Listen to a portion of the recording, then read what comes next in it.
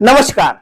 महान सम्राट चंद्रगुप्त की जयंती पर उत्तर प्रदेश के उप मुख्यमंत्री केशव प्रसाद मौर्य पहुंचे अंबेडकर नगर जनपद की धरती पर।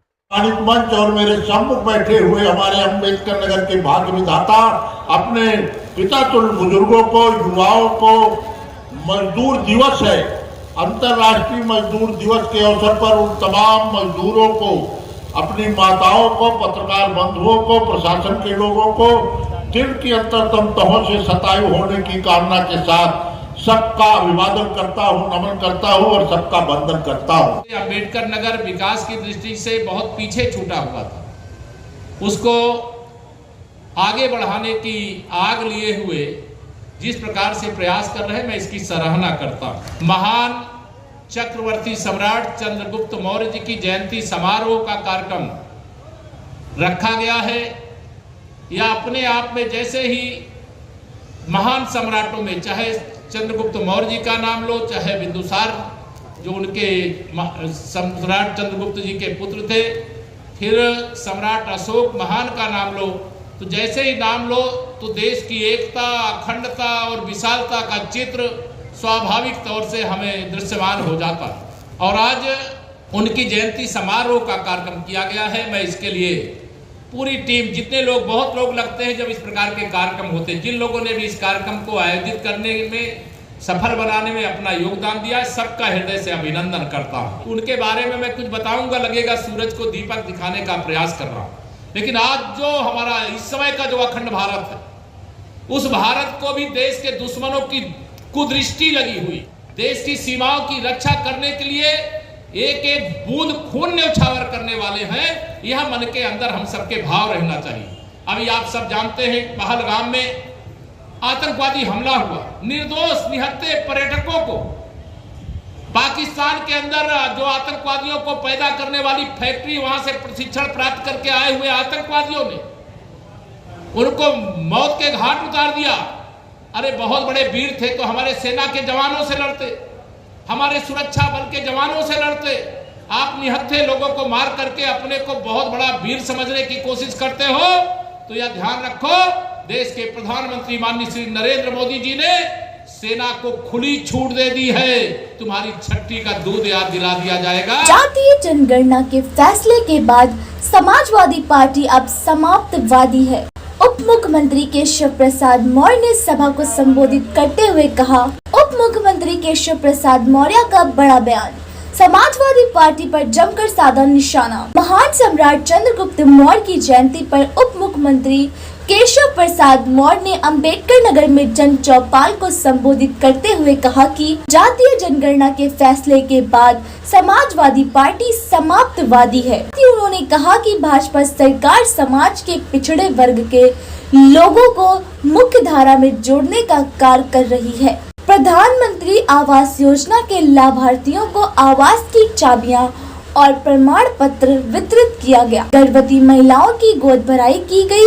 सुनते हैं उप मुख्यमंत्री केशव प्रसाद मौर्य को, उन्होंने क्या कुछ कहा। माननीय नरेंद्र मोदी जी के हाथों को मजबूत बनाने के लिए, भारत को 2047 तक विकसित बनाने के लिए, और 2047 तक नहीं, अब मैं कह सकता हूं, कल माननीय प्रधानमंत्री श्री नरेंद्र मोदी जी के नेतृत्व में जो जाति जनगणना कराने का फैसला हुआ है, अब 2057 तक देश और प्रदेश में कमल का फूल ही खिला रहेगा।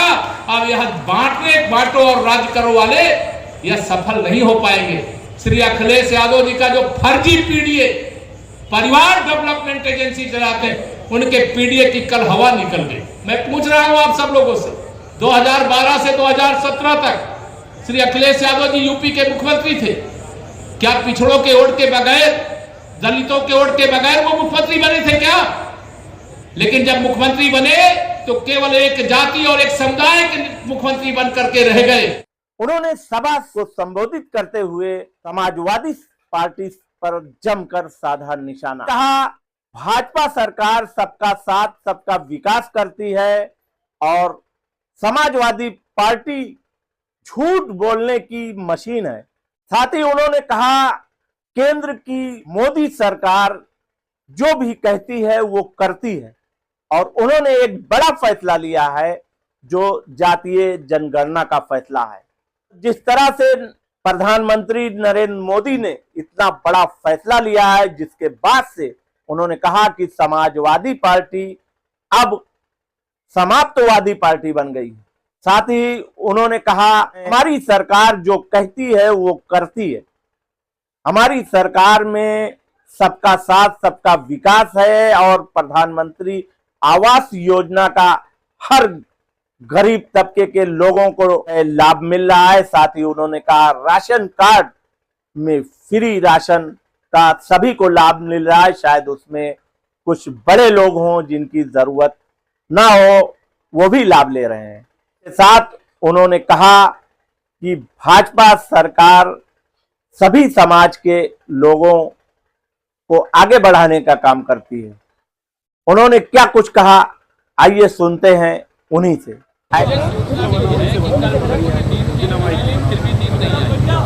और उनके दबाव आने अभी उनको अभी राजनीति में जितना सोचते हैं, माननीय नरेंद्र मोदी जी उससे 1 लाख किलोमीटर आगे से सारी योजना करते हैं।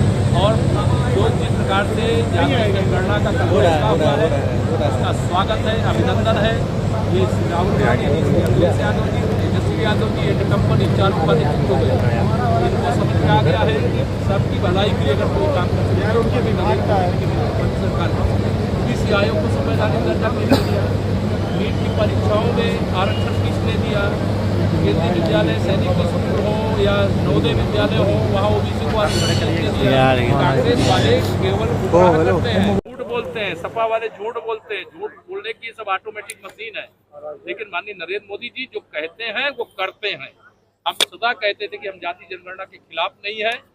सही समय पर सही निर्णय लिया गया है, इसका पूरा देश स्वागत कर रहा है। विशेष तौर से देश का लगभग 55 से 60% जो OBC वर्ग है उसमें बहुत बड़ा हिस्सा ऐसा था जो शिक्षित नहीं था, जो रोजगार से भी बाहर था, जो नौकरी में नहीं था, जो विकास की मुख्य धारा से दूर था। इस सर्वे से, इस जातिगत जनगणना से हर समाज को अवसर मिलेगा, अधिकार मिलेगा और सामाजिक असमानता दूर होगी। यही हमारे प्रधानमंत्री का। समाजवादी पार्टी अब समाप्तवादी पार्टी है। समाजवादी पार्टी के पास जो कुछ बचा था, कल जाति जनगणना के ऐलान के साथ समाजवादी पार्टी और कांग्रेस भारत स्वरोजगार आप तो परंपरा से पंडित जवाहरलाल नेहरू जी से लेकर के श्रीमती इंदिरा गांधी जी से लेकर के श्री राजीव गांधी जी से लेकर के आप तो प्रधानमंत्री परिवार के उत्तराधिकारी हो। आपको गरीबों का दर्द नहीं मालूम है। माननीय नरेंद्र मोदी जी गरीबी में जीवन जिए हैं, इसलिए उन्हें गरीबों का दर्द मालूम है। 60 साल तक कांग्रेस ने शासन किया। अगर उन लोगों ने गरीबों का दर्द महसूस किया होता तो देश में कोई गरीब नहीं रहता। हमारा देश अमीर देशों की श्रेणी में आता, विकसित देशों की श्रेणी में आता। और श्री अखिलेश यादव जी जिनको विरासत में सियासत मिली है, उनके पिताजी मुख्यमंत्री थे, वह भी मुख्यमंत्री थे, उनको भी गरीबों का दर्द नहीं मालूम है। उन्हें गुंडों का दर्द जरूर मालूम रहता है, माफियाओं का दर्द जरूर मालूम रहता है। उन्हें गरीबों का दर्द मालूम होता तो मोदी जी 2014 में प्रधानमंत्री बने। श्री अखिलेश यादव 2017 तक मुख्यमंत्री थे। 2014 से 2017 के बीच में अगर उत्तर प्रदेश के गरीबों के विकास का कोई बैरियर था तो वो समाजवादी पार्टी की श्री अखिलेश यादव जी के नेतृत्व वाली सरकार बैरियर थी।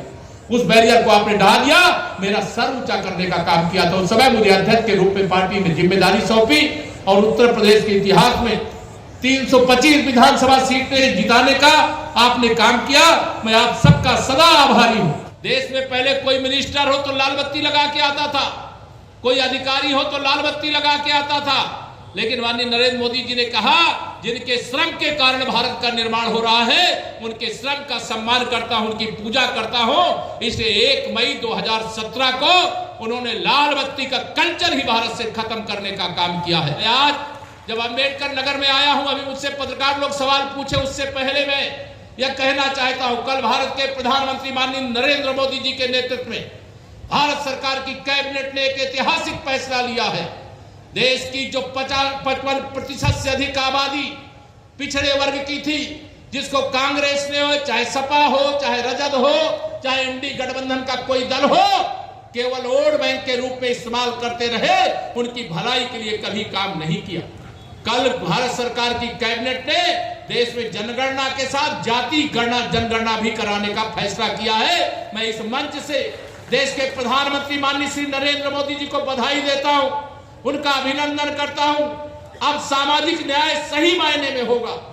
कौन कितना है, कौन अशिक्षित है, कौन बेरोजगार है, कौन किस प्रकार के अभाव का जीवन जी रहा है, इसका सबका सर्वे इस बार की जनगणना में होगा। और कौन जाति के लोग कितने हैं, ये समाज में विद्वेष नहीं, समाज की एकता को बनाए रखते हुए जो समाज की मुख्य धारा में आने से पीछे छूट गए, उनको मुख्य धारा में लाने के लिए माननीय प्रधानमंत्री जी का जो फैसला है, मैं उसका हृदय से अभिनंदन करता हूँ। @News10+ के साथ मोहम्मद राशिद सैयद, अम्बेडकर नगर।